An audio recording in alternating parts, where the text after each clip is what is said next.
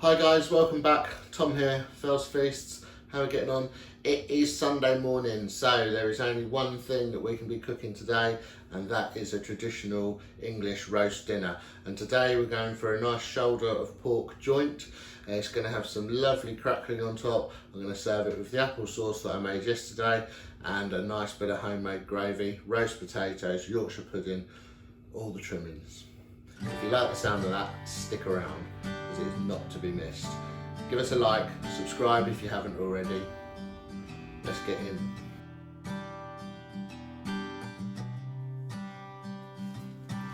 Right, so the most important thing about roast pork is the crackling, without a doubt, I would say.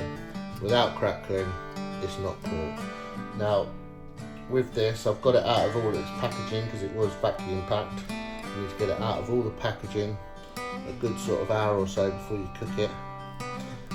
Let it sort of dry out a little bit. Any excess, wipe off with a cloth or kitchen paper or whatever. Okay, and then a little bit, just a little bit of olive oil on your hands. We're just going to massage that in like that.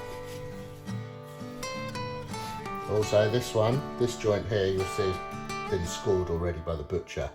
If it's not scored, I mean most pork joints these days are, to be fair, but if it's not scored, then you just get a sharp knife and score it. But as you can see, this one's already been done, so I'm going to rub that olive oil in like that.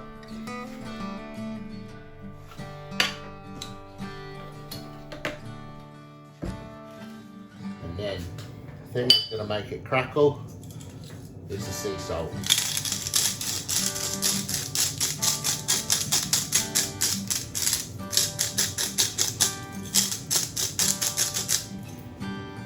That is it.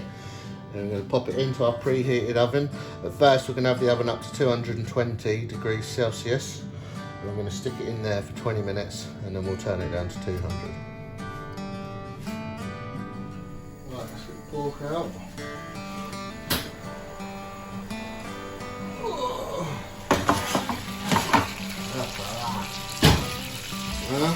Look at that. Right. Let's have a light for that, shall we? Come on. Right, let's just test this. It's done.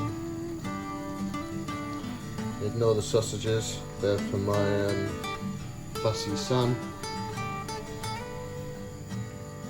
There we go. Lovely.